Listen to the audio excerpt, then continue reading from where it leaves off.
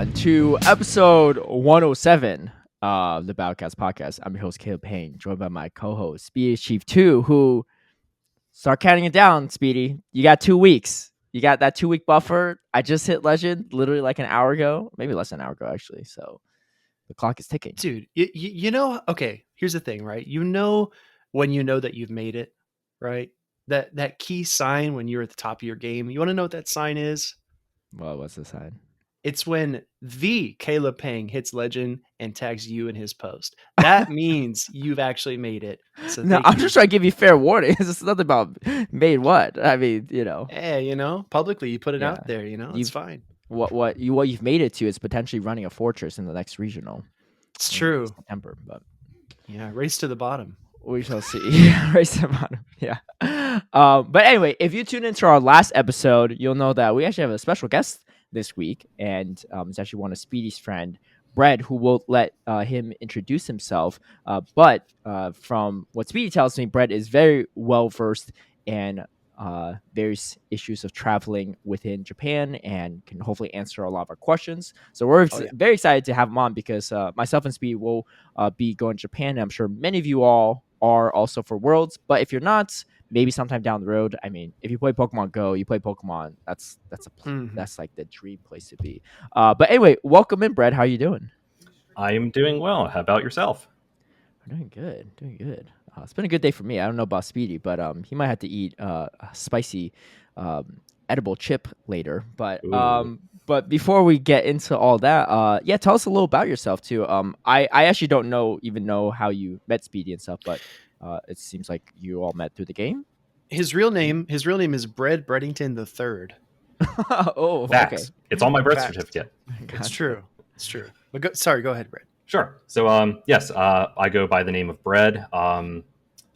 If you look at my account history, I technically have had an account in Pokemon Go since 2016, but never really picked up on the game.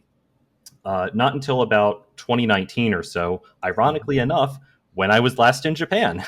I was with a friend of mine. We were celebrating my birthday there, and I just saw him going at his phone consistently, just looking over my shoulder, like, what's he doing? And almost every time I looked, Pokemon Go. I'm like, all right, fine, you got me. Go and pick it up myself as well.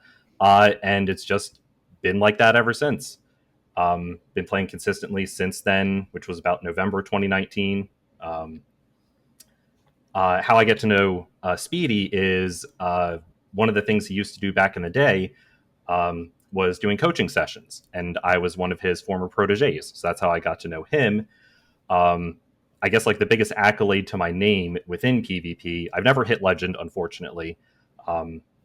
I peaked out around, I think, 2,800 or so a few seasons back. But I always try to make it at least a goal for myself to hit at least veteran each season. And right now I think I'm sitting around 2,300 or so, like 2,360 or something.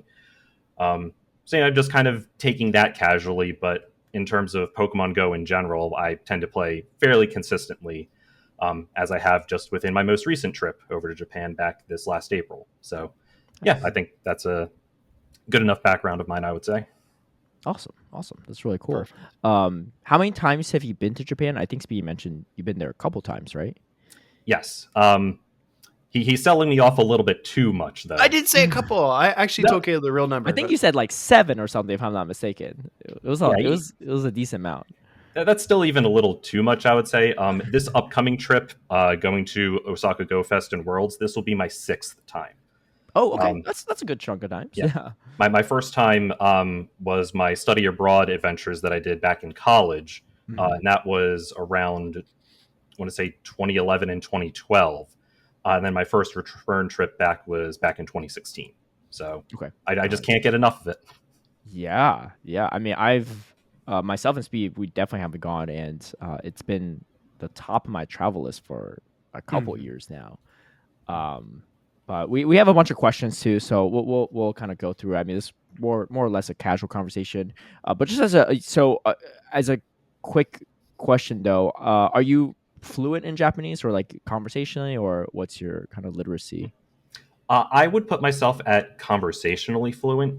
So there's kind of an SAT like test called the JLPT, Japanese Language Proficiency Test, and that's kind of like the gold standard of where people try and look to know where your Japanese language level is at.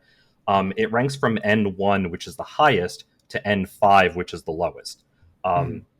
I just recently went and passed the N3 test, which so it's kind of intermediate, and I Mhm. am looking to go and take the N2, and that's kind of the benchmark that everyone tries to reach for, because if you're trying to go for a job over in Japan, that's the minimal level that people are looking for, and they kind of call that business fluency. Mm. Okay. Um, Mhm. so if I get tossed anywhere within Japan, I can probably make myself way around and whatnot, with Okay. minimal to no English guidance. But I wouldn't say that I'm completely fluent, but I can definitely get by. Yeah, I can share a personal experience. I think it might have even been yesterday. Brett sent me a packet that was completely in Japanese, Mhm. and he was able to read through all of it and tell me about different train stations and specific stamps you could get. He was really crushing it. So again, if anyone's listening that's going to Japan, Mm. Brett is a wealth of knowledge and he knows what he's talking about. Yeah, that's pretty impressive. I assume you said you like study abroad. You did a study abroad trip was your first trip, so you probably learned some of Japanese in school, right? If I'm not mistaken. So my very first introduction, it was self-study, like just Mhm. learning the writing Mhm. system, because it's vastly, greatly different than what we're used to with English, Yep. Yep. with the Latin-based letters. And so I did probably about a few months of that, and then I did a formal first semester in one of my years of college. But it really was just kind of like a review over what I've already self-studied, just learning the writing and very basic grammar and vocabulary. It was really where in the study abroad stint that I did is where I learned the vast majority of my knowledge there. Okay. Um, Mhm. so it was really, you know, trial by fire at that point, that Yeah. you got to adapt it or otherwise you're not going to survive, given Mhm. not to a very severe degree, but yeah, definitely that's where I picked up most of my knowledge from, was the study abroad Okay. Mhm. adventure I did. Yeah, I heard. I guess it depends on what region you are in Japan, but it's not like we're going to like London or something, right? So like, it's not like everyone knows English. But I would just like in general, what would you say the English speaking like percentage of Japanese people is right in Japan? Hmm.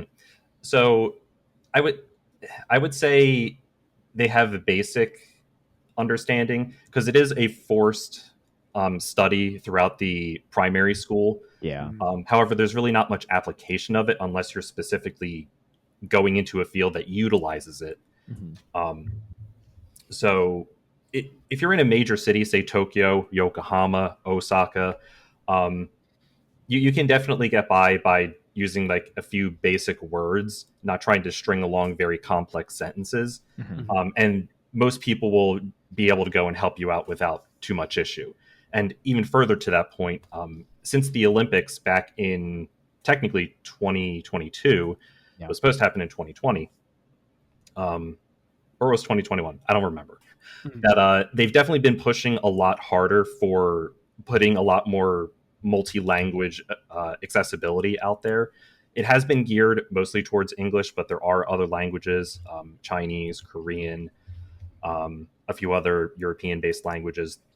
And so, really, I would say that anyone that has any apprehensions of not being able to communicate while in Japan, I would say you do have a legitimate worry about it, but there are resources out there available for you, and people are very much willing to go out of their way to help you if you're having trouble with any kind of language barriers or such. Gotcha. Mhm. Gotcha. So let's say hypothetically, you don't know any Japanese, you know very little, right? And they don't really know what you're saying. Do like do people usually go to like a go-to app to like translate, or they just like pull up like Google Translate and try to like just type out what they want to say and like press like the audio button for the Japanese translation? I would say mostly I've seen a lot of people go and give their marks towards Google Translate. That Mhm. tends to be the go-to resource. So I can't say that I've used it personally, because I just go and speak the language myself. Yep. But if people are looking for that type of uh, sort of resource to utilize, then yeah, I would say Google Translate. I haven't heard any bad things about it, so that would be probably Yeah. the go-to. One of our mutual friends picked up a pocketbook that has a bunch of common phrases, like where's the restroom, Mm. or I would like to order some food, etc. And it has an English and then a Japanese equivalent underneath it. And I think their plan is just to kind of point at the phrases, right, and find it in the book, point at it, and show. Do you think that's also a potential method that people could use to kind of get by as they go about? Yeah, absolutely. Just any kind of free translating app or resource that's out there. I think anything that you find is user friendly would be more than sufficient. So I was watching a video on YouTube about communicating with Japanese citizens when you are a foreign tourist, and one of the points I actually wanted to ask you about this. One of the points was if you at least try to speak some Japanese, either greet them in Japanese or vaguely kind of work through your phrase, they tend to appreciate it instead of just immediately just blurting out English at them. Is that accurate? Do you think? I would say so. Yes, that just like anywhere that you go that's a foreign country to your own, if you're showing active effort of trying to assimilate into the culture, be it language or mannerisms, that definitely goes a long way. People do notice those kind of things, Mhm. and that if you're actively trying to go and communicate through the local language, that the effort is definitely appreciated. It doesn't go unnoticed.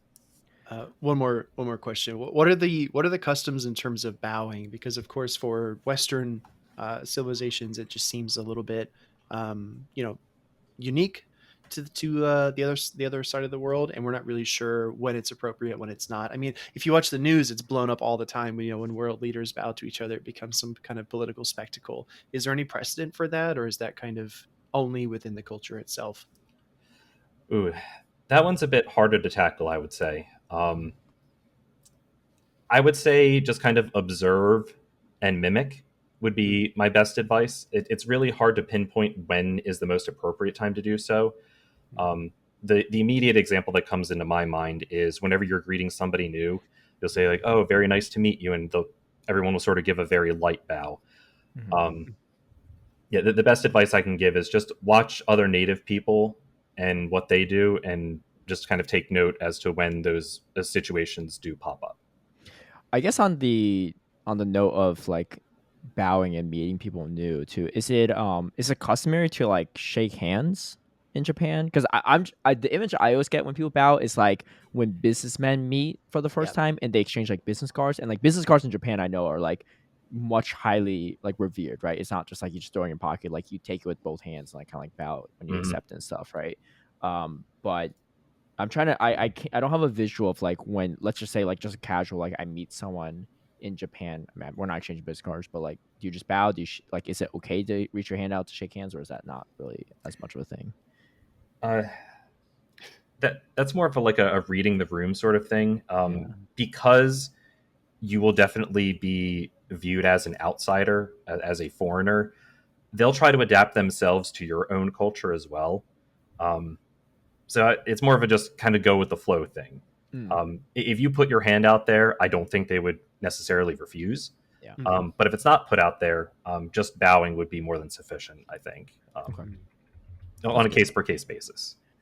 Yeah. Okay. But so I guess like two like native Japanese uh people in Japan, like when Mm. they meet for the first time, they don't typically shake hands, or that's kind of just like, I guess No, it's no. hard to ask you, right? Because your lived experience is a little different, right? Because they're like, because they might not view you as a native Japanese person, so they might interact with you different on the first time too. Right. Then to your point, with two Japanese businessmen meeting each other, that no handshaking would occur. It would just be a gracious bow to Mm, each other upon first Mhm. meet. gotcha. Okay, that's good to know. That's good to know. Obviously, for those that are trying to go to Japan for like Osaka and Worlds, if they haven't started learning any Japanese, it might be a little too late. But let's say someone wants to learn some Japanese in 20 days. What would you recommend as a resource? Because I personally tried Duolingo, and it's like, I dude, that bird is like annoying, and like it just does not help that much. But I don't know if there's a better resource out there or not. Uh, yeah, that owl there is out there to get you for sure. Yeah. Um, there's way too many to count. If you could just go and look on YouTube, like Mhm. basic Japanese phrases, Yeah. that could be a very good start. I know there's one YouTube channel that sticks out in my mind is called, I think, Japanese Pod 101. Oh, okay. They have some very beginner friendly videos out there. But in terms of just like general resources, and this may lead down to the language part of it as well. One of the places that I find is a very good wealth of knowledge is actually the Japan travel subreddit. They have a very comprehensive wiki and FAQ, and I believe there is a section in there that includes basic phrases and words that you can be able to pick up fairly easy. And like you were mentioning before, of trying to adapt to the language for the local culture, that those are things that'll definitely get you along a very long way. Okay. That's really helpful. Nice. We have some questions from our last episode. Maybe we'll get into that unless you have any pressing questions you want to ask Speedy. I mean, we'll have plenty of chances still after this. No, I think obviously like that's the introductory stuff, right? Being able to greet politely, being able to speak a few words, get around. I think we'll get into more questions regarding transportation, things to do, customs, all that kind of thing, all that kind of stuff. But yeah, Brett, I'm fine unless there's anything you wanted to add on, anything that we glossed over. No. I think that's totally fine. I do have some of my own Pokemon Go specific things, but we can sort of leave that towards the end. Yeah, well, some of these questions probably will hit upon that too. So the first one we got from Annie Darko says, what are some hidden / lesser known / Easter egg type of places someone can visit on a trip to Japan if they're not a huge fan of crowds? Maybe some suggestions for places the games are based on, but aren't necessarily going to be teeming with tourists. That is a very good question. That's a multi-layered question. Yeah, I think a very specific one too. should we narrow it down to a particular city or range of cities? Should we speak like in terms of Osaka and Tokyo, or should we? I don't know, Brad. Whatever you think. If there's Actually, maybe before you even answer this too, just for our own knowledge and maybe the audience knowledge, what are the places you've been to in Japan? Maybe you don't have to list all of them, but like the major cities or areas and stuff, just so that we kind of have some context of like your experience, right? Oh, sure. So, much like everyone else, they usually first arrive even to Tokyo. I have a friend of mine who lives there, and I visit almost every time that I visit the country. I've been to Kyoto a few times. I've been to Osaka a few times. My study abroad adventure was specifically over in a city called Nagoya, which is it's not exactly halfway between Tokyo and Osaka, but it almost is. It's about an hour and a half by the bullet train from Tokyo. So it's kind of in the central region of Japan. And I've also been to Hiroshima a few times. Well, actually, about that, that I know that you've mentioned a few times, Caleb, about how to pronounce city names. One example of is it Toronto or Toronto? Yeah, right. I have the same issue myself. So just as I mentioned, Hiroshima, but then there's kind of the more Japanese way to pronounce it, but still in English, is like Hiroshima. But then there's the Japanese pronunciation, which would be Hiroshima. So, which do I go with? Yeah. But so Hiroshima is like close to the Japanese version, but Hiroshima is kind of like the English version of the city, right? Yeah. Okay. So I have that identity crisis too. You're not alone. Yeah. Well, especially as someone that's probably like more fluent than most in Japanese too, right? But yeah, so those are all the major cities I've been to. All of those are aligned on the main island called Honshu.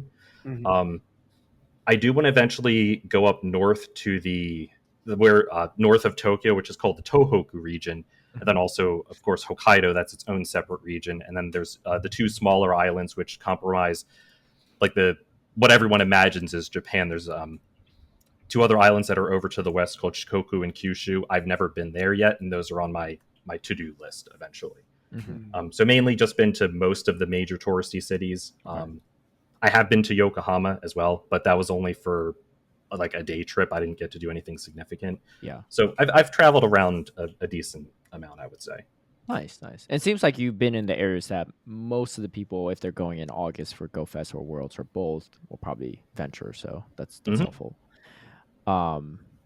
So any lesser known, less crowded Easter egg places maybe for someone to visit. Um, I would say this, that there are definitely the major touristy areas. One that comes to mind is called Asakusa, which is in Tokyo. That's where the oldest temple within the city is, called Sensoji. There's just a mountain and a sea of people there at any daylight hours. But if you just go even off to like one side street, that the number of people and specifically tourists just drops off by say like 90-95%. Wow. So really my best advice to that is any of the major cities, just go exploring. Just walk anywhere without a specific destination, because that's where you'll go and find the hidden gems. And especially, pairing that together with Pokemon Go, you can find a plethora of so many things you would never notice before, just going off the beaten path. So my general advice for that would be is just go wherever your heart desires. Don't always gear yourself towards where the major tourist locations are. Just go down the alley that you see that's in the corner of your eye and see where that takes you. Mm. Nice. Fair. And I think this is pretty well known around the world. Obviously, like on the podcast, we don't want to completely endorse any single location, country or otherwise. But Japan is known for being relatively safe for both men and women. I mean, generally speaking, right, Brad? I think the ratings are a bit higher there than they are in most places in the world. Yes, I would agree to that. Yeah. So I think it's also important that obviously be aware of your surroundings if you take off on a side street or something. But I do think it's a different experience than a major city like New York, right, or Chicago, or New Orleans, perhaps, right? Cities where a lot of tourists go and maybe get a little bit lost. And to that point, you can get lost in Tokyo as well because the city is absolutely massive. Brett told me, I was going to tell you this, Caleb. Brett told me that your whole travel experience is defined by Tokyo, because once you see the city and how massive it is and how just absolutely enormous it is, just skyscrapers onto the horizon, Mm-hmm. everything else you kind of compare to after that. So it's Oh, going to be quite an experience.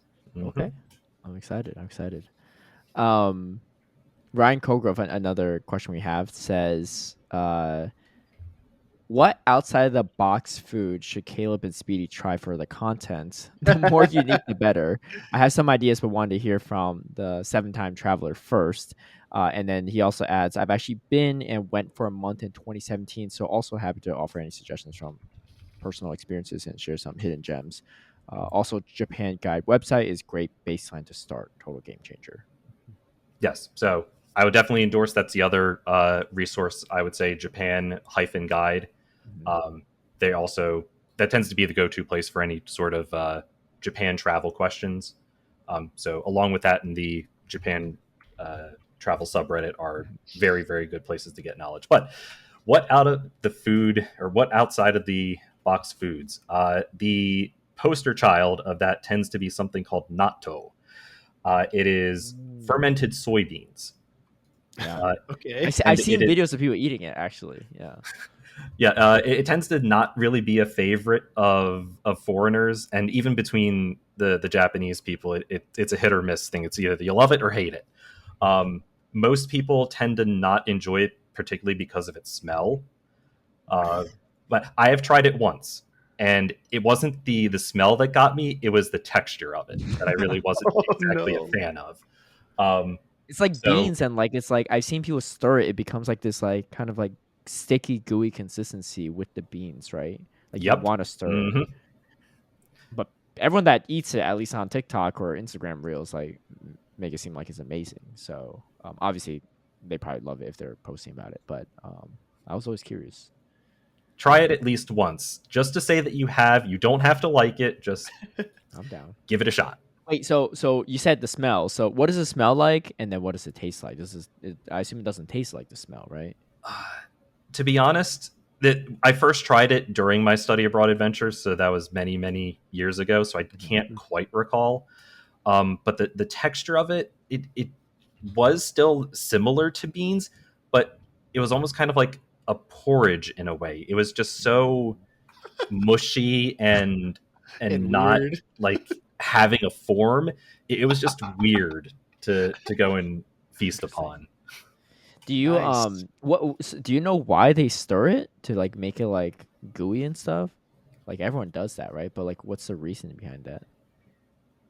I'm not exactly sure, but if I had to take a guess, it's probably because the beans themselves, they're very slimy and such. So they stir it around to introduce air into there, and then that's where you can get that nice consistency, stickiness, and gooiness. So it gives it a bit more form and easier to handle with chopsticks. Oh, dude, I'm definitely trying. I mean, I was gonna try it anyway, but I guess we Yeah. gotta try it now, Speedy. Yeah, no, I'm down, dude. You don't seem One like a of the- picky eater either, right?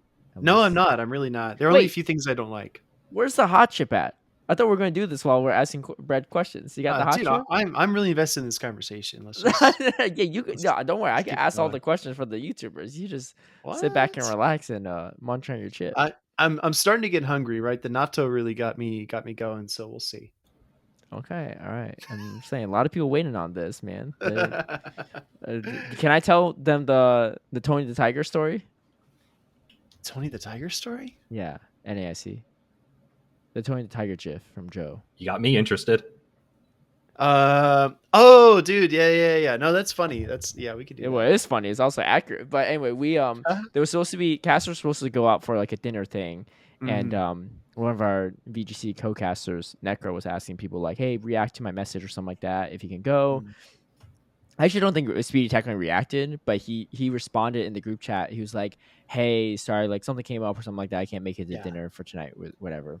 And then our VGC co-caster Joe Brown responds with a GIF of Tony the Tiger, right? And he says, "Call Speedy Tony the Tiger because he's the biggest flake." And everyone like reacted to that, was like, "Dude, that's so on point." Wow. And dude, there were like seven. There were like reputation seven, you got, Speedy. There were like 7 reactions to it, right? I can't remember if it was like maybe 8. a heart or a flame or something. It was but flame, yeah, dude, Joe Brown really got me there. But yet I never indicated that I was going to go, and then suddenly people are like, "Oh, I guess you did indicate the hot chip a couple times." I'm just saying we're on. I don't know. There's some comments in this question YouTube Hey thing man, about that. But one of us has to keep the people coming back. All right. I don't know, man. But all right, we'll go to another question from 8th the Great. His question is, what is the go-to food items to buy when you pull up to a 7-Eleven in Japan? I only asked because I remember it was pretty lit the first time I went. Ooh, this is a really good question. I can't speak to specifically 7-Eleven. So for those who don't know, that convenience stores are, in my opinion, miles and miles ahead of the ones in the United States. Like if you try to compare a 7-Eleven to Japan as to what's in the United States, unironically speaking, you would think you're in different countries because you are. There's that, yeah. But there's 3 major chains that are over there: 7-Eleven, Lawson, and Family Mart. They all tend to sell similar goods, and people do have their preferences as to which one. I do myself. But specifically going to a 7-Eleven, I would say look at the bento boxes that they have. They tend to be in there's a refrigerated section. It's probably towards like the opposite end of the store of wherever you enter in at, and you can pick up one of those boxes. It would be quite a fulfilling meal.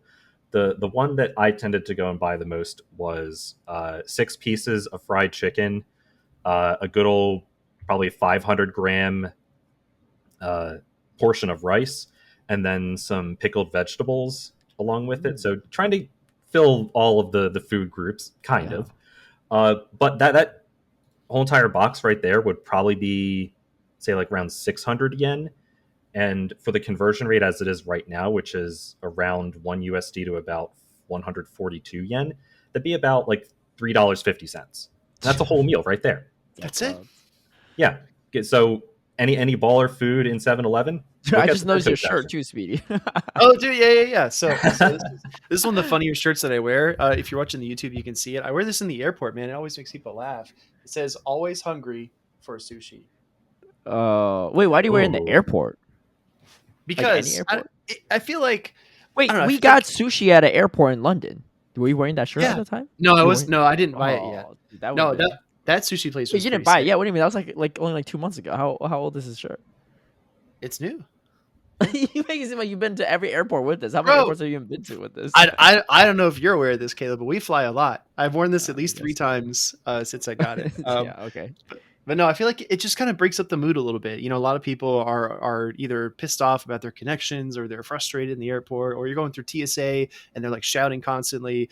And I don't know, man. I just thought it'd be like a funny shirt to wear. I've gotten a lot of compliments actually on the shirt. Ah. Okay. You should wear it Yeah. in Japan. It's fitting.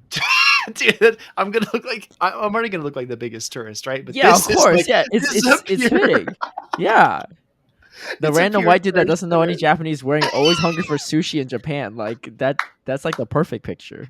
It's so Yeah. bad. I'm just gonna walk around and be like, I don't know this guy. Yeah, I wonder if I stick out at all. Who knows? Yeah. Not at all. Not at all. That was another question that I had for you as well, Brett. I think we discussed this between you and I, but how should people feel as tourists? Like if they're going into a 7-Eleven and they're buying a bento box and they're kind of moving around the city and stuff. Do tourists get a lot of looks? Do they get stared at? Does it feel like uncomfortable? Are people welcoming? How does that whole dynamic work? So, unfortunately, because you're not a native, you're always going to be seen as an outsider. There is a concept within the language called honne and tatamae.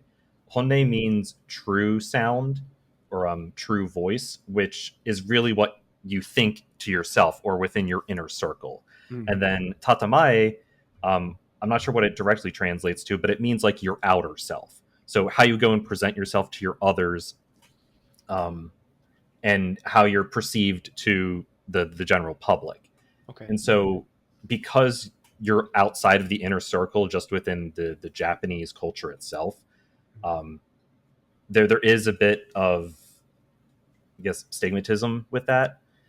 But I really don't think that people should feel embarrassed that they're a tourist at all.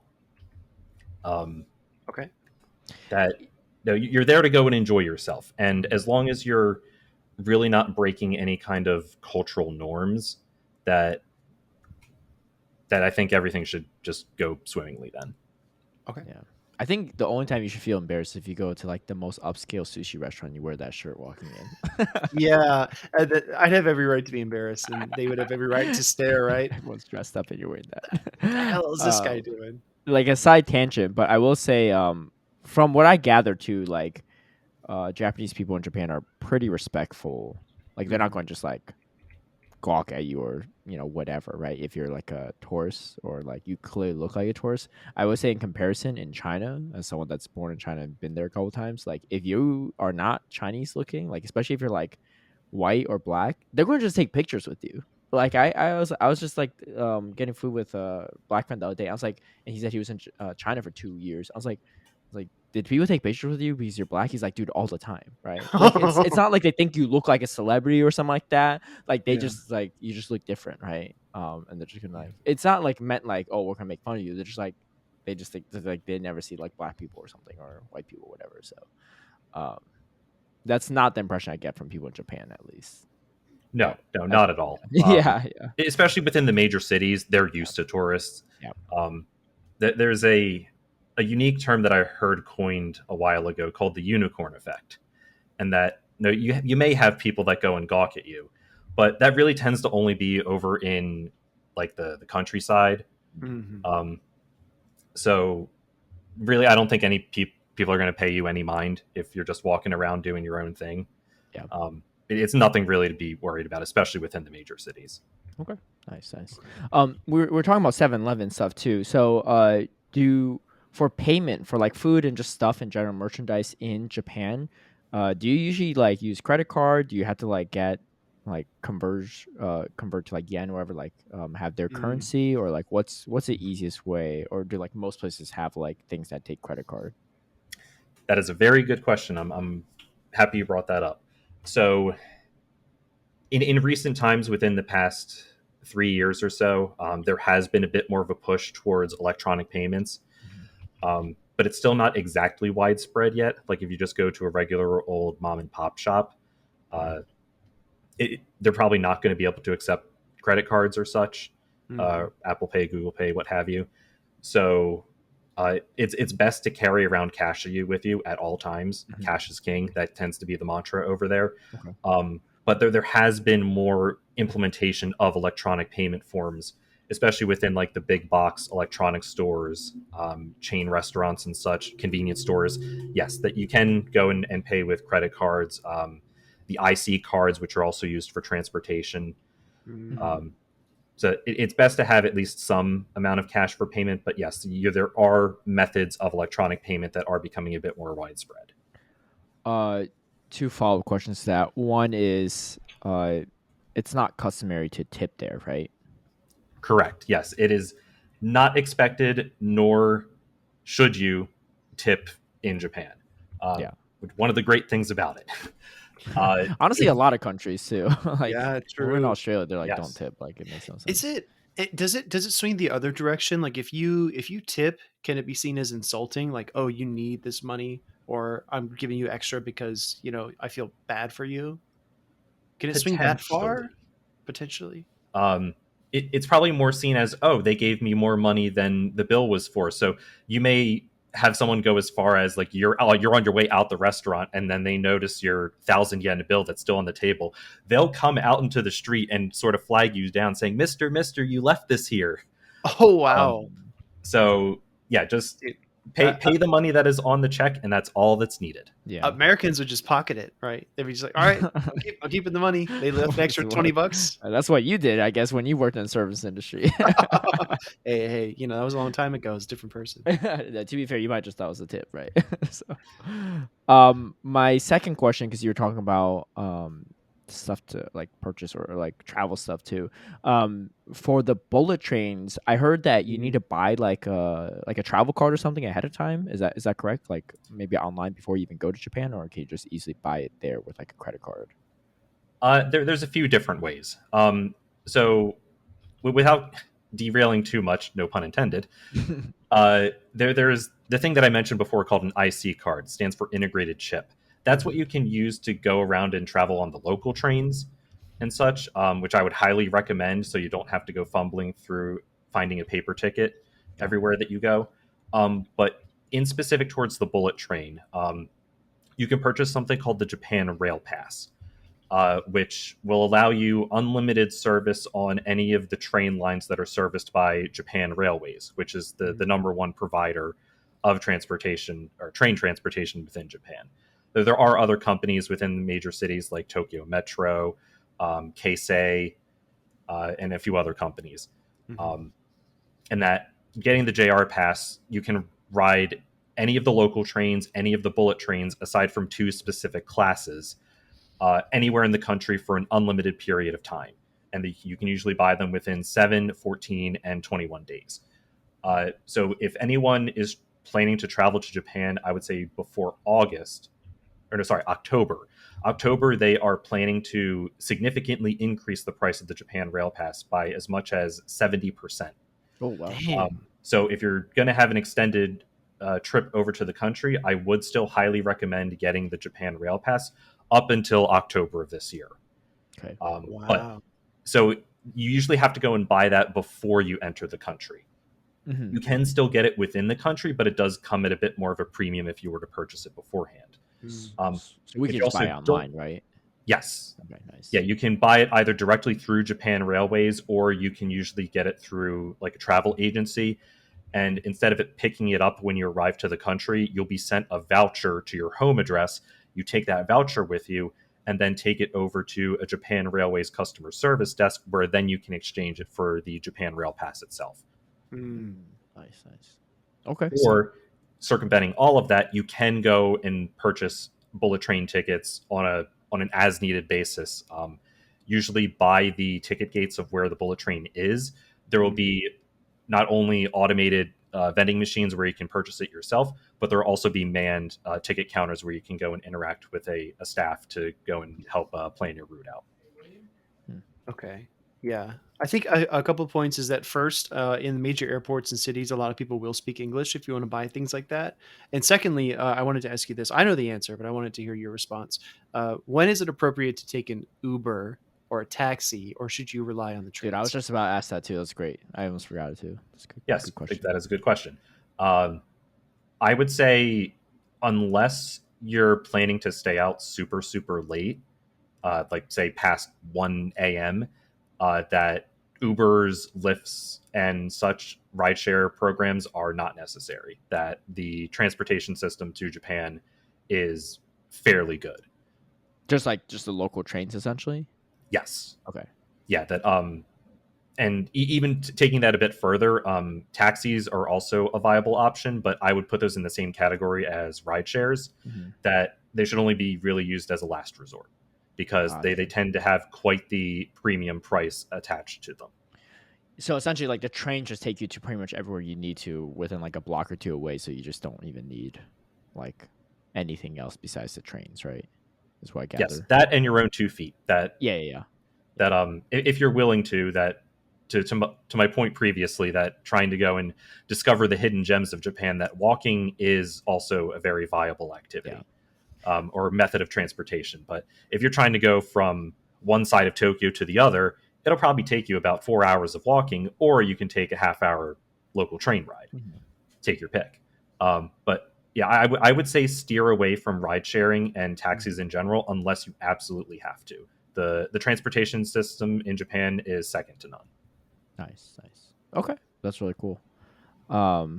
Yeah, I mean, I feel like walking's not going to be a big deal for us too, because you're in Pokemon Go Heaven. Why not walk? Right? Yeah. Fair point.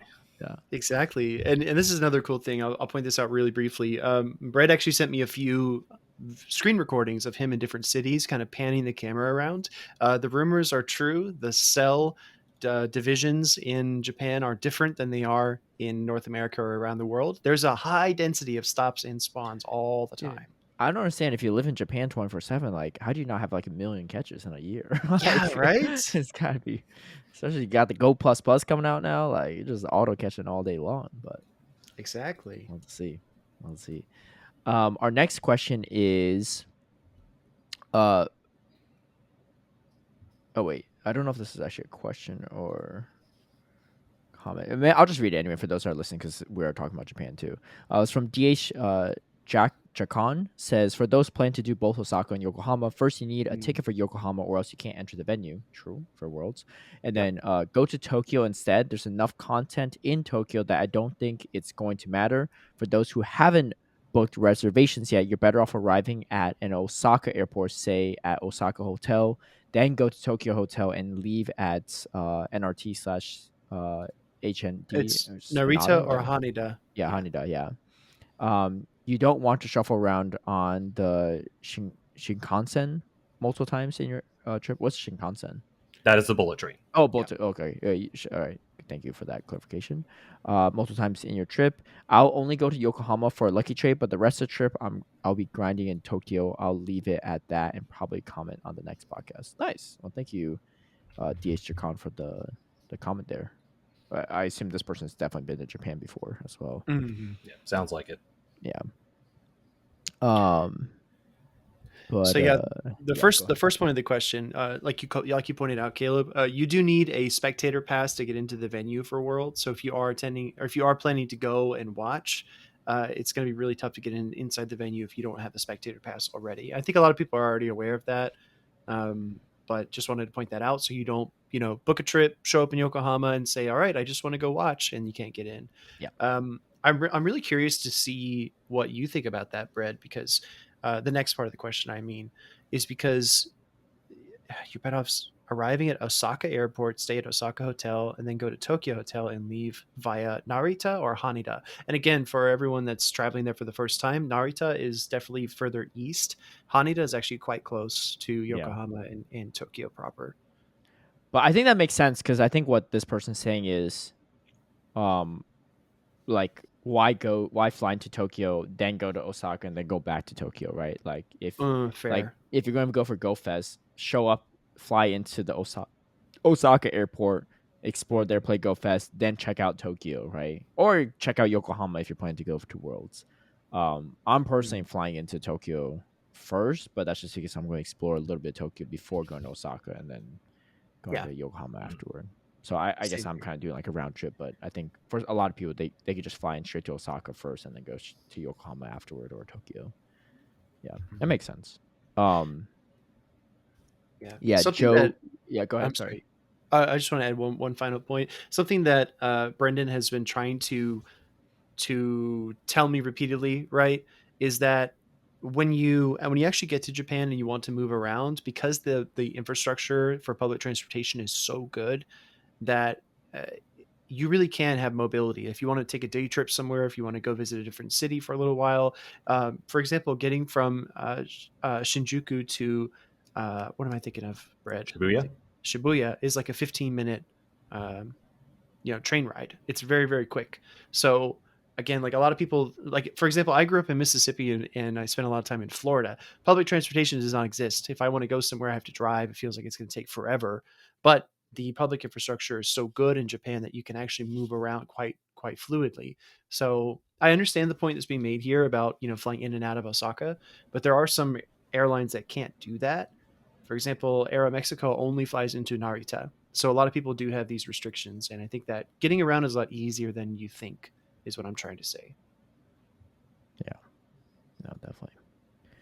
Um, Joe Art says, been to Japan twice, and I would highly recommend go there with lots of extra luggage space, as there's a lot of good stuff to bring home. Yeah, dude, I'm actually not sure how much to bring because I'll be there for 2 weeks Same. too. But actually, this might be something good to ask Bread. I wasn't gonna bring 2 weeks worth of clothes. I was gonna bring maybe a couple days slash up to a week's worth of clothes, and then like I think one of the hotels I'm at in Osaka has laundry in the hotel. Is that like does that sound right? I was gonna Yeah, just do like some laundry there, and that way I yeah. don't have That like yeah. most We don't really have places, laundry in American yeah, hotels. Yeah, yeah. That that's what I understand. I wouldn't say all, but a good majority of the hotels nowadays they have some kind of dedicated laundry section to them. Like, it may Nice. only be say like 2 to 4 machines, Yeah. and they could also be combination washer dryers. So yeah, that I would say if you want to bring less than your whole entire trip's worth of clothes, that's totally a viable option because you're not going to be out and about from sunlight till sundown. Hmm. Mhm. That you'll probably have some downtime at some point. So definitely you'll be able to fit in laundry where you can. But to the point of extra luggage, here's a bit of a secret travel hack, I would say. Uh, bring less bags than what you're planning to, say, come or go away with when you're going back home. What you can do is there are quite a number of department stores or specialty places where you can just go and buy luggage at. And so you don't have to have that extra luggage with you when you're traveling about. But then as you're accumulating gifts, souvenirs, snacks, and whatnot, you can stash those in your newly acquired bags and then take those back with you home. The only stipulation to that is just to make sure that you're still meeting the checked bag and carry on limitations of your airline. Right, right. So you can travel over with less, but then still come back home with all of the stuff that you want to. Yeah, speaking of luggage too, so someone's talking about was saying that they have like luggage shipping services where you can like ship from your luggage from one hotel to another. Is that something you're familiar with? And like would you recommend that? If you asked me a year ago, I would say no, but yes, this past trip that I had in Uh-huh. April, I used it extensively. Okay. That I was traveling with my father at the time, Yeah. and we were traveling from Hiroshima over to Kyoto. Mm-hmm. And after we got out of the Kyoto subway station, we were going out to the main street, but there wasn't an elevator within the station. So we had to go up, I would probably say 5 flights of stairs with bags roughly around 50 pounds each. Holy crap. And after that, my dad, initially, he had turned me down and saying, "Oh, no, we don't need to go and do that." And then turning back saying, "Hey, Bread, yeah, we're definitely going and shipping our luggage." So yes, I would highly recommend if you don't feel like dealing with your luggage, the luggage forwarding services are definitely a viable and I would say recommended option. Yeah. So say for a luggage bag that's probably about say I don't know 3 feet tall. I'm not quite sure how large bags are these days. Yeah. Um, but if you go and take that, and it's maybe about 50 pounds or so, what most airlines would limit you to, you can get that shipped anywhere within the country next day for roughly about 2,200 yen. So that's maybe about $16 Anywhere in the country in a day? Wow. within the main island. So Yeah. like any of the cities that people are planning to go to for Wow. this Pokemon extravaganza, Yokohama, Osaka, Tokyo, and then the surrounding areas, yes, you can get it there next day. Wow. Do you have to? So do you ship it to like an actual hotel? You just ship it to like the next like location where they ship like the corresponding like shipping luggage location. Like I'm trying to think like how reliable is it? Like because like we don't want like no Hmm. one wants to lose their bag right in Japan because that's Oh, especially of if it's not course. the language you speak. But Yeah. like does it go So exactly to the hotel or yeah, so how's the it way go? it worked for me is I went and asked the hotel front staff to say, hey, do you do the luggage forwarding services? And Mhm. all of them said yes. So they will usually have a pre-printed form out that'll have like their sender information, and then Mhm. you have to go and fill out where you're sending it to. So whatever the address of your next hotel is. Okay. And then once you hand over that form, the staff will go and check with the other hotel to make sure that they can receive the luggage as well. Then they'll probably do a dimensions check as well as weighing your luggage. Uh-huh. And then based off of dimensions and weight will then go and cost you the fee. And that whenever you're ready to ship, so you can do this even days in advance, to make sure that, say, the day that you're leaving your hotel, you give the hotel staff your luggage as you're checking out, and then go and travel over to the next city, do whatever activities you're doing for that day. You come Mm. back to the hotel, and then when you wake up the next morning, your luggage will be there for you Mm. already. Oh, gotcha. Dude, it's Nice. actually pretty sick. That's pretty wild. Would you recommend that for like every hotel you go into, or like just like kind of like really far distances? If you're one like me that had to go up 5 flights of stairs with your Yeah. luggage, I would say yes, highly recommended. Yeah. But anyone who's really not wanting to deal with trying to lug your luggage between every travel location, Yeah. yes, I would say definitely. But if you're one that wouldn't mind it, then sure, that's also a viable option. But Well, it's preference. hold the phone. Hold the phone. Is that seriously why it's called luggage? Because you lug it. You lug it around. Uh, Just looking at you. Maybe, I guess. Is that the root of the word, dude? Okay, these Pokemon pronunciation games are really training my ears here, right? Like Garbodor, right? Its base is odor. Brett said lug. I heard lug from luggage. I don't know. Yeah. I Would think you Caleb's say? just gonna clip this and just play like cricket sounds after I ask the No. question. Would you say the terminology flake comes from the root word fake? Because you're fake about your promises. What? Ooh. Ooh, The Jerry, root words. Jerry. Sorry, too soon. Yeah, true. Rest in peace. The one of the other questions comments on this little intermission, right? From Crocodile says, "Speedy's hot chip needs to be live. We've waited long enough." Look Crocodile also posted on Twitter so that I needed to get a tattoo on picked your out face or for something. our Yeah. next bet. So I think Crocodile, not dissimilar from Twastel, just wants to see the world go up in flames. I think that's what he I wants don't to know. see. You're the one that agreed to it. You signed the fine print, or you read the fine print right before you did this. Uso45 says, "Don't forget about Twitch streamer not Rob May for questions about travel in Japan. He and his wife has been living in Japan for years now." Yeah, that's true. Yeah, actually, Oh, I do know Rob. And That's you true. you know Rob as well, right, Speedy? Yeah, So, Rob's yeah, really nice. yeah. I assume he's going to be definitely at all the events in Japan. Um, yeah, that's actually it for the questions from our listeners. This is actually a cool list of stuff. I'm just going to do as fast a read through as possible because I think these tips were actually really helpful. I actually saw this from Math Magic 10, Timmy, aka Timmy, posted in the Play Pokemon Events Discord, and it's Mm. pinned because it's actually really hmm. helpful. But these are a bunch of things, and I think it'd be cool if Brett can chime in and see like how accurate they are, or have anything to add on, or just like want to like second what Timmy has said. But this is something that these are a list of things that Timmy mentioned about visiting Japan, and my guess is he's been there at least once or twice.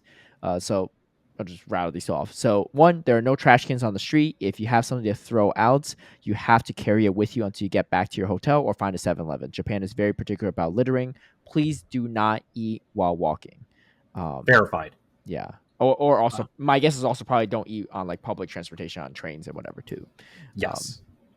What about bullet trains though? Because do they have like they have like you can like buy meals and stuff, but that's like a little different than the standard train, right? That's like Yes, like the bullet train is an exception to that. That meals are, I don't want to say expected, but they are accepted. That you can buy something called Ekiben, which translates as station bento, so a station lunchbox, and that's kind of like one of the tried and true traditions of Japan is that when you ride the bullet train, you go and get one of those Ekiben. Because when you're going and seeing the environment of your window going around at 250 kilometers an hour when you're sitting down on your favorite beverage while you're eating, it's something else. It's a sublime experience. Oh man, I can't wait.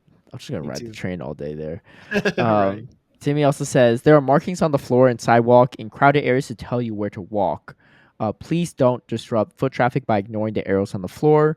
Actually, quick question before I go to further stuff is, right away, or like sorry, direction of where you're walking, side of the street, or even driving and stuff. Obviously, I don't think anyone's really going to drive from there in Japan that's visiting. Do you walk right side, or do you walk left side? Because I know obviously a lot of countries it's like reverse, right? Yes.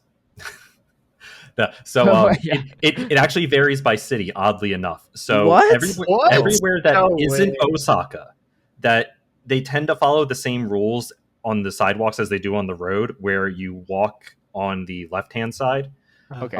But Osaka, just for whatever reason, they're just like, no, we're going to do it differently. That the expectation there is what we would be used to, and is walking on the right side. Wow. Okay. So definitely follow the foot signs is the Yes. markings. Interesting. Well, that's good to know too, because a lot of people are probably going to be at Osaka as well. So good to know. Sure. Train stations in particular have the most markings because it's very busy. So you must stand where you need to stand and not crowd the doors when people are exiting. Escalators, please stand on the left side of the escalator if you're not in a rush. This is to alleviate crowding on escalators. The right side is for people to walk past you if they are in a hurry. True. Yeah, I guess that makes sense because it's like the other way around for the. And it would still be opposite as well for Osaka as well. Dude, that's wild. Public restrooms are way cleaner than the U.S. Please keep them clean when you are done. Large department stores have public restrooms. Look out for signs to locate them. You do not have to use the bidets, but they are nice and life-changing. That's what I hear. I can verify, especially with testament of my father, yes, the bidets are life-changing. But to that, I want to add something additional there, specifically with the bathrooms. That not only is hand sanitizer or hand soap kind of rare, but even rare would be hand towels. So I would highly recommend investing in getting a handkerchief, not only for purposes of sneezing in Japan as well is very different, where people just openly go and sneeze, not cover it, but then they go and wipe themselves up with the handkerchief that they have. But the handkerchief can also be used for drying your hands when exiting the restroom, because most places will probably not have some method, be it an air dryer or paper towels, for you to dry your hands. Do they have wait, you said they don't have soap or hand sanitizer either? It's hit or miss, 50-50. That some of the major train stations in major cities will have them, but I would say more often than not they are not present. That we should bring people some, just tend to like, wash their hands just with water and then exit. So if you want that extra sanitation, you're gonna have to bring it yourself. Gotcha. Good to know. I see. I mean, they got bidets, right? So I guess that makes sense. Okay. Any currency under $10 or 1,000 yen are in coins and not paper. You may want to have a coin purse to carry around change. If you are unsure of how much the currency conversion rate is, Rule of thumb is to move the decimal to the left twice. So 1,000 equals around $10. 1,000 yen equals around $10. Have cash on you. There are some places that are cash only. Many mom and pop food places are cash only. Yeah, like Brett mentioned. That's good Yep. to note. True. Would you recommend the coin purse too? Yes, that throughout your ventures, you will accumulate a lot of jinglies that they will come at you fast, especially the 1 yen coins, and Yeah. they're so annoying to get rid of. They're only Um, 1 yen. What could you? Oh wow. they're just like pennies, Yeah. Oh Man, my God. I as haven't well as touched a penny in a 5 yen hot second. coins. Okay. As, um, with although I'm hoping that Math Magic hit on this, but vending machines, those are also a very big thing over there. That I think I read once there is in the total country there is one vending machine per every 3 people in Japan. No But shot. What? pretty much everywhere you look, you will find a vending machine or a convenience store. Pick one of the two. Oh, man. So you have stuff to use the coins on. Yeah, so that vending machines do not accept 5 or 1 yen coins. So really, the only chance you have to get rid of them are at like regular department stores or convenience stores, Gosh. and you can't even use them to charge up your IC card either. So use them whenever you have the opportunity to do so. Otherwise, you're going to have a very, very full coin purse. Yeah, my 50-pound luggage coming back home is a bunch of 1 yen coins. I was gonna say, is there are there coin stars in Japan? No, there are not. No. Have you ever used one of those, Caleb? You just like No. dump all your coins and it sifts through them and then it spits you out like actual cash, or it spits you out a receipt and then you can exchange that for cash like That at a sounds like a Walmart or very old something. school thing. Is it old school or is it like still very commonplace in Mississippi? I've seen it. I've seen it in the Southeast a lot. There might have been a few in Atlanta back when you were there. I don't know. Maybe Possibly. not in LA. I don't know. Definitely not LA. I didn't see any in Atlanta, but Atlanta's a little different than the rest of the South too, I think. But That's true. Timmy also says don't tip. It's not part of their culture. Of course, we covered that, so Yep. good. Mhm. Also says keep volume down on trains. Yeah, don't be the Yes. obnoxious American. Yeah, if you're going to hold a conversation at all, keep it at whispering level, where you're not disturbing other people. And if you're going to, be playing a video, watching an episode of something, please use headphones, earphones, what have you. Mhm. I Just love in I general, love culture do here. not disturb the people around you. Yes. I love it. What It's great. out of curiosity, what do they do with their like babies and stuff? They like shh, like the babies don't cry there, or like they like that's just accepted. They, It's trained not to cry. Yeah, I mean, I'm just curious because that's got like if it's everyone's already quiet, I assume the cries are gonna be even more noticeable, right? yes, although they tend to be a bit more well mannered, I would say. Not to say they're still infants and children, so they Yeah. will cry, but it's not so much so that they're having temper tantrums on the regular. It'll be a slight annoyance, I would say, but it's nowhere to the levels that you would think otherwise. Dude, I'm ready for a culture shift in the U.S., man. I'm just Yeah, saying, me this sounds too. pretty Me good to too. me. Take shoes off when entering your hotel/Airbnb. Some restaurants have a private room for groups. Ask the host/hostess if you need to take shoes off here. I mean, I typically take shoes off anyway in those situations. So Yes, that's pretty good. although Not slight as much. stipulation, it does depend on the hotel. The very big key indicator of whether you should take your shoes off or not is when you enter into anywhere, be it a store, a museum, that if there is a raised floor from where you enter into, take your shoes off. That is probably the one thing that they will not allow people to get away with. Gotcha. Like if you commit some sort of cultural faux pas, the take off your shoes in certain areas, that will not go unnoticed. But I would say with hotels though, I just do it anyway out of sheer habit because that's what I would normally do for myself. Comfort too. But I would say it's just good practice to do so. But definitely, if you take notice of the raised floor, shoes off, no exceptions. They care. This is like completely random, but do they care about hats or no?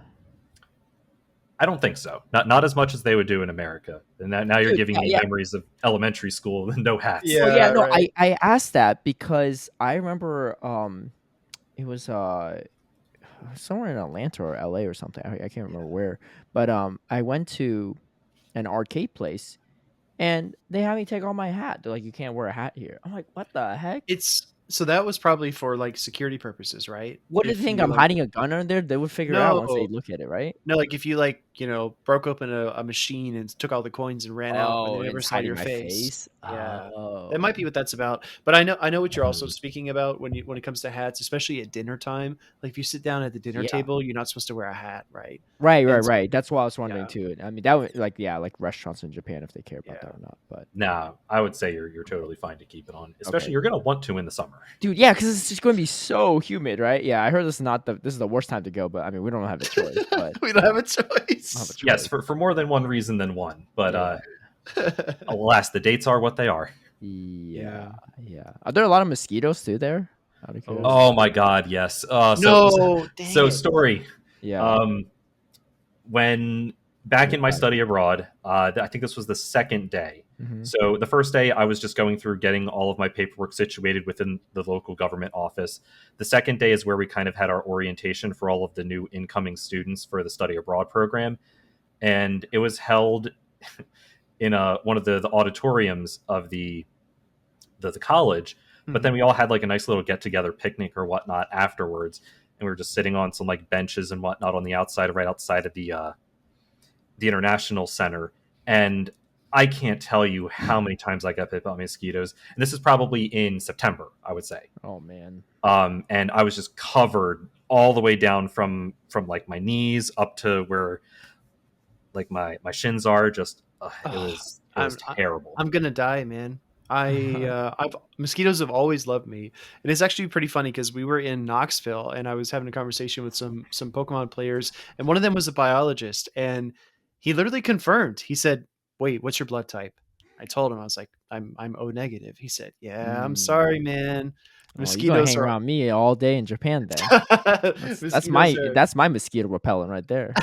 No, I'm gonna be basically covered in bug spray the whole time. It sounds like bug spray and also sunblock, right? Well, yeah. So I was going to Yes. ask Brett this too. Can are we? I think sunblock's probably fine, but are we allowed to bring bug spray? I know like they're like Japan's very strict on like medication and just drugs in general. You can Mhm. bring. I want to say Mhm. like bug spray's a drug, but like it's definitely got some chemicals in it, right? Yeah. Are they cool with that?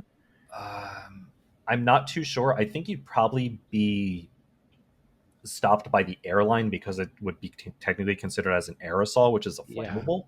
True. So I Uh, don't think you'd be able to fly with it. I had to ask one of my Japanese friends this: is is there bug spray even available, and if so, what do they look like? yeah. Um, Mhm. so probably it, I would say to err on the side of caution and just not bring it with you and purchase it when you arrive into the country. And Gotcha. you can go up to your hotel front desk and ask, "Hey, I'm looking to purchase some brand of bug spray and sunblock. What brands can I buy?" And they may even go as far as like print you out images of what the labels look like, and then Mhm. also recommend you wherever the local places that you can go and buy it at too. Okay. Mm. Good to know. Side note too, I was just like scrolling through Instagram that day, and there was like an ad. It was like it almost looks like a little suction pen thing where you put it on where a mosquito bit you, and you like pull on it, right? And it like sucks out like the mosquito like saliva or something, and it like the mosquito bite goes away, like stops itching and goes away like way faster. Huh? And it got pretty good reviews. I might go purchase one, you know. I might go purchase one just for this trip. I'll keep you posted if it works or not. I'll be like Please do. suctioning my like skin like every day, but hey, if it gets rid of the mosquito bites, maybe. Yeah. No. Um, and then the last thing that Timmy said is never dine with more than 3 to a group, and if there are more than 3 people, break up the group. Try not to dine with 4. 4 is a bad number, like unlucky number stuff. I get the 4 thing, but why not dine with more than 3 to a group? It's because there's just not a lot of space. I know in Japan, a lot of people also like eat by themselves, too, right? They're more like solitary. Uh, I'm not sure where to fall on that. I've never really heard of that before. Maybe it's just because of organizational purposes. Mm. Mhm. It can be hard to try and organize with larger parties, and especially if restaurants require reservations. That trying to go for more than four or more, it can be a bit troublesome in trying to get said reservations. Mhm. It's fairly common for workplace people after specific days to go out together and go out to restaurants after work, and those tend to be over parties of 4. Mhm. Um, yeah, I'm not too sure if I can necessarily agree with that. Yeah. Okay. Okay. Gotcha. But yeah, those are the tips from Timmy. Uh, I'm thinking if I have any personal questions. What about you, Speedy? So one thing that we didn't cover, and this is kind of taking a step back a little bit, but I think this is one of the main things on most people's minds, especially Pokemon Go players. I don't think we touched on this. How do you get cell service in Japan? Do you use a pocket Wi-Fi, a SIM card? What do Ooh, you that's a good recommend? question. Yeah, either of the two mentions, or either of the two methods that you had mentioned work. I've used both pretty reliably, I would say. Japan does have high speed internet, very comparable to what we would have in the United States. Really, it's kind of dependent on what your travel situation is. If you're traveling alone or within a group, Mhm. if you're traveling just by yourself, I would go the SIM card route, just because you don't have to go and share a device and have extra bag space where Mhm. you already have everything right there on your cell phone as is. But if you're traveling together with a group, um, and you're all trying to go and connect at the same time, like you got your whole Pokemon Go squad with you the whole time, the pocket Wi-Fi would probably be the better route to go, because I think that usually has like a battery life of say 32 hours, so it can last you the whole entire day and then Mhm. some, and it can usually connect up to 4 devices if I'm not mistaken. Mhm. So really, both options are viable. It's just more of what are you doing for your travels? Yeah. Would you say two questions there too? Do the hotels usually have Wi-Fi? Like if you Yes. want to use your computer? Okay. Mhm. And then my other question is outside like a SIM card, like a pocket Wi-Fi, whatever you buy for like Wi-Fi there, would you recommend, let's say, I think like most cell phone companies have it, so you could buy like an international plan for like a few weeks or whatever, however long your duration is.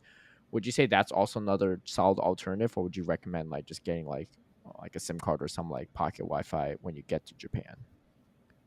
I would say you would have to look on it on your own, because it varies. That both my father and I this past trip, he went with the international plan that his carrier had, Yeah, Mhm. and he told me the total price of it, and I thought it was pretty fair. But yeah. then when I went to go and search it up for myself, it was something exorbitant, like $30 a day.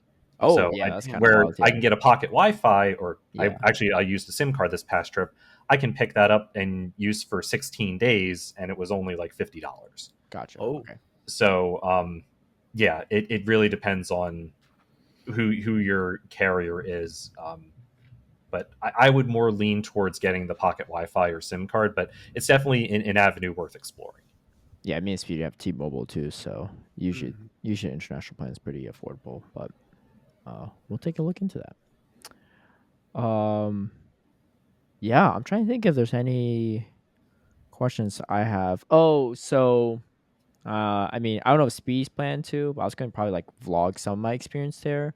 Mhm. What are like general like probably like obviously like very like quiet space where maybe it's not the best like vlog, maybe just take pictures fine, but like I heard like there's sometimes where like you're not like really supposed to even like have a camera out in like a restaurant, right? What would you say like general Mhm. precautions I should take? Because I don't want to be like the obnoxious like American like just filming myself or whatever, right? Or filming stuff. Yeah, that is a very good question. I'm happy you brought that up, especially with the number of content creators that'll be over there. Mm-hmm. This tends to be a bit more stringent than what we're used to in the U.S.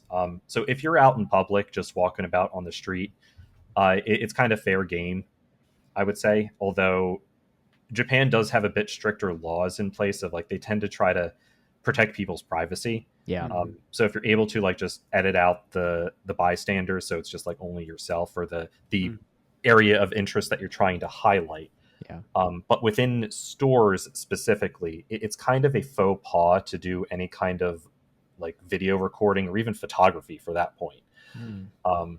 But you may, uh, yeah, I would just say err on the side of caution and steer away from it. But it's not going to be like a total disaster if you do it, but it would just be considered more of a faux pas, I would say, if you do it indoors. But if Yeah. you're like having the camera geared towards yourself and not towards anyone else, then I would say that's totally fine. Like if we're sitting at our own table, no one's around, like Yeah, it's that would be okay. like in a restaurant, right? Yeah.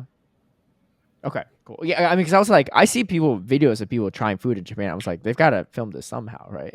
But Yeah. Yeah, but exactly. sometimes it's like official production where they like have permission from the restaurant as well, so that could be a whole different Mhm. situation. Yeah, is that actually the route people should take? For example, if it is a crowded restaurant, should you ask an employee like, "Is it okay if I film?" Yes, That kind of thing? absolutely. Okay. Yeah, but if there is a sign that specifically states in there that no photography, no filming, then just Sure. don't do it.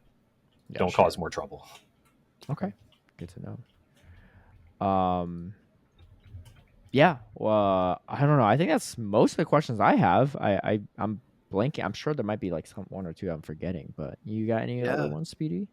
No, dude, I've just been, you probably have seen them. I'm typing in a bunch of different like topics as we run through them. It feels pretty comprehensive. We cover everything from the IC card and JR Pass to luggage to quick tips. Again, shout out to Timmy. He did actually go to Japan and bring a lot of his experience from there. Yeah.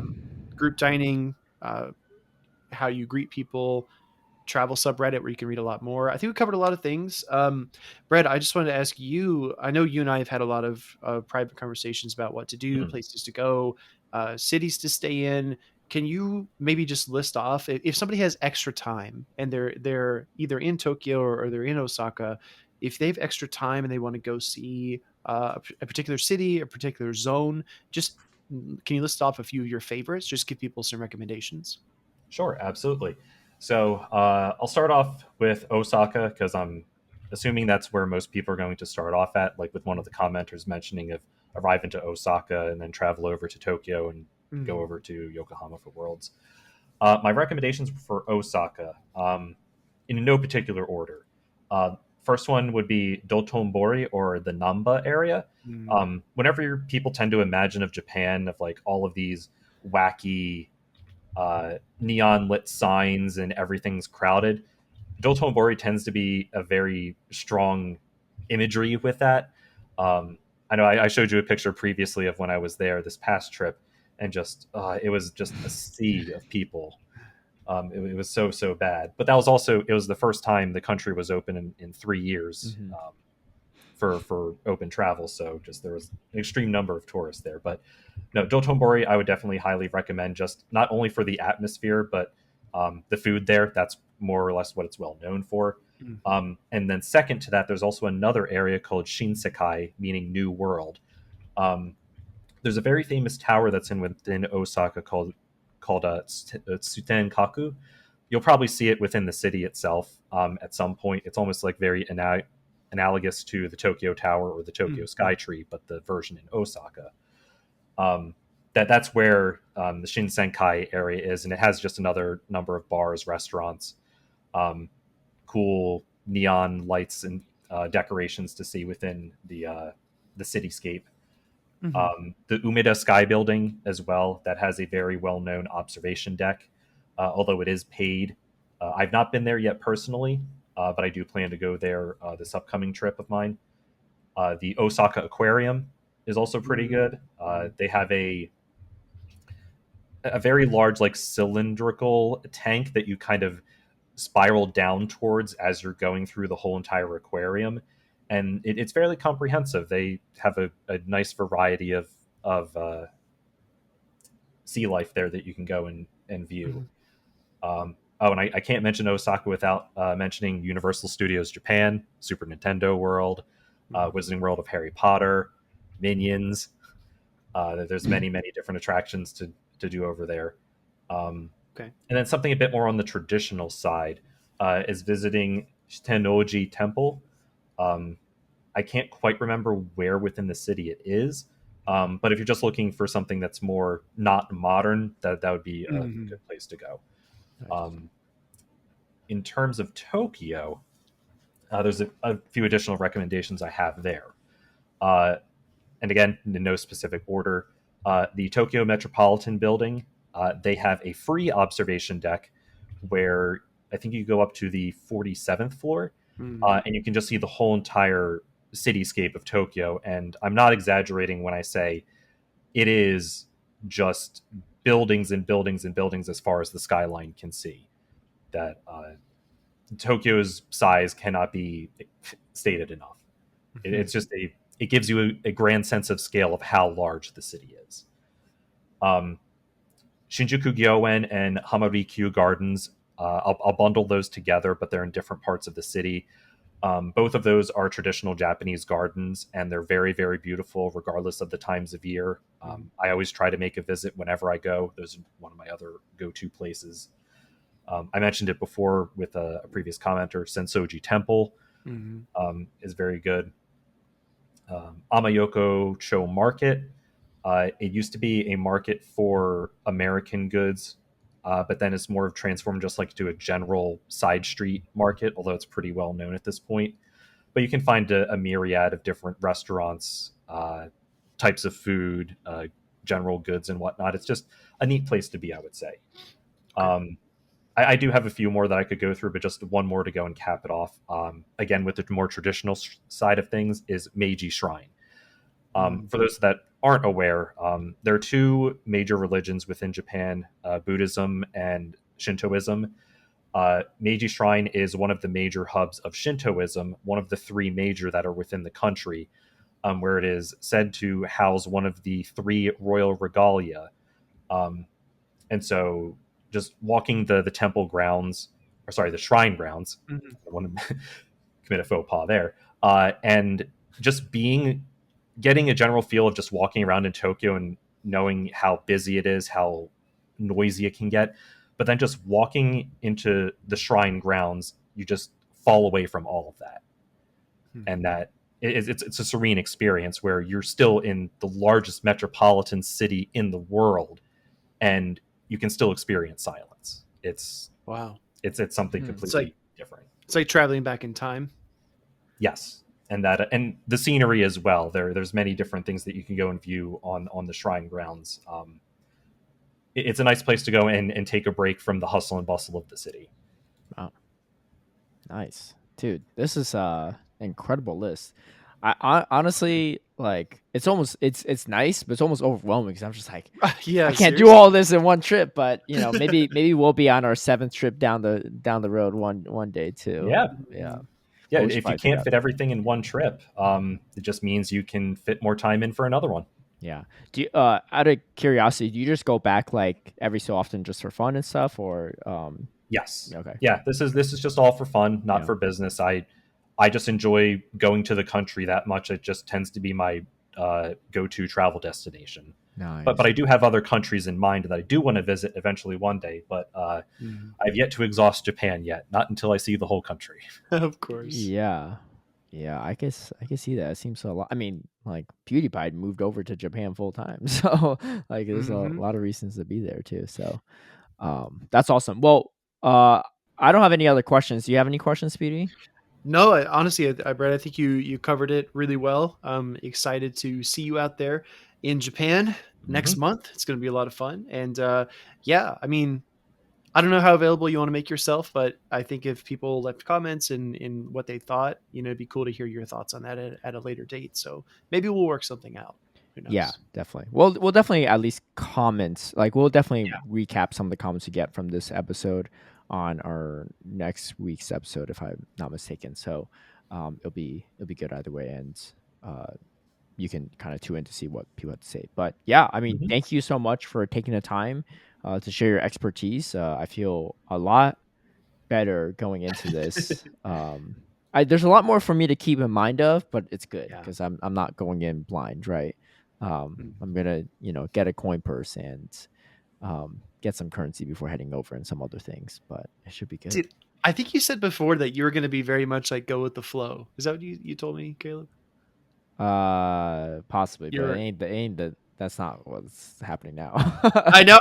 That's the thing, because we're having this. Okay, so it's funny because I've been talking with Brett about this for several weeks. I think for like a predominantly English speaking country, I find, right? Like, we go to London, let's go with the flow, whatever. Like, sure. But this is a very culturally different experience besides just like walking on a different side of the road. No, I felt like everyone was doing a bunch of planning, right? I was asking all these questions, trying to figure these things out. I have like a whole list I've developed, and you're like, if people go this place, I'll go with them. It's just whatever. Did I say And that? maybe I you feel said like you're that. misremembering. I think Yeah. you're thinking about Butters here. I have my trip planned out for the most part. I know where I'm going every day, but Oh, this the okay. little things like a luggage shipping thing and like the customs and I yeah. gotcha. All right. But Well, I don't know. yeah, we'll Yeah, see. I think planning is going to be super important. So, but it'll be Yeah, good. cool, awesome. Any last words, Brett, that you would like to share? Yeah, there's just a few more in relation specifically to Pokemon Go. Mm-hmm. Just you can't go wrong in playing anywhere within Japan. That when I was in Tokyo during my last trip, that I could not get away from any sort of grunts. Whenever I would finish one, there'd already be another one within Oh my my my gosh. walking distance. Yeah, That No that's it's way. Trainer Tips, I think, made a video either a few months ago or maybe like a year ago or so. I don't remember. Mhm. It was titled something like 24 Hours in the Greatest City of Pokemon Go. And he was describing it as Tokyo. And I would say that's no exaggeration.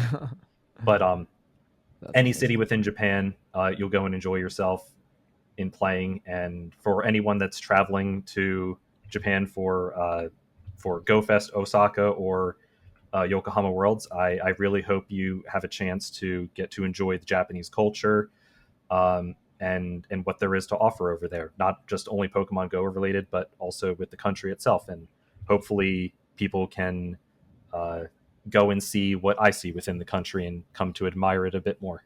Yeah. Dude, that's the thing. Like I think I told you this already, Brad, but I have a plan to track my catches, my stop spun, my XP every single day. Like I'm just gonna take a screenshot Every around midnight day? every day. My Yeah, goodness. dude, I I was think gonna it'd be just do cool. before I go Before and and then like after? yeah. No, I mean like something simple, just like a screenshot of my trainer card. Just so I Okay, do it all like right. once a day, and then I can just track it over the length of the trip. Because I'm Yeah. curious. I actually wonder how many Pokemon we're gonna catch. It's gonna be a crap ton. Yeah. It should be good. It should be good. Mm-hmm. More than just Pamport too. Um, True. yeah. Well, anyway, thank you so much for taking time out of your day to share a lot of your experiences, Brett. I think it's been super helpful for us, Mhm. and I don't know about the audience because they haven't heard at this point in time. We haven't released the episode yet, but hopefully it's been helpful for you all. And I don't know if you want people to know who you are, Brett, but if they see you in Osaka and they recognize your voice or something, maybe people listening should buy you a drink or buy you some bento boxes and Eh, stuff. Quick, everyone buy Brett a bento box. We want Yeah, yeah, all the bento boxes. yeah, yeah. So those should be a good time. But awesome. Well, thank you so much. And looks like Speedy dodged another week without eating the hot chip. I don't know, man. I feel like there should be some interest with this. Like I'm pretty kind here. I'm not no loan shark, but I feel like Hey it's man, so you guys are paying up soon. It's that's behind on a that lot of that's bets. I'm just that's saying. the beauty of our podcast, dude. We make the rules. All right. So This is not the rule I'm setting. All right. You know what? You're Tony the 50-50. Tiger for real now. This is gonna be a new nickname. Funny. Yeah, but anyway, all right. Well, that does for us. This is the Battlecast podcast. Peace out. See you in Japan. Yeah, definitely.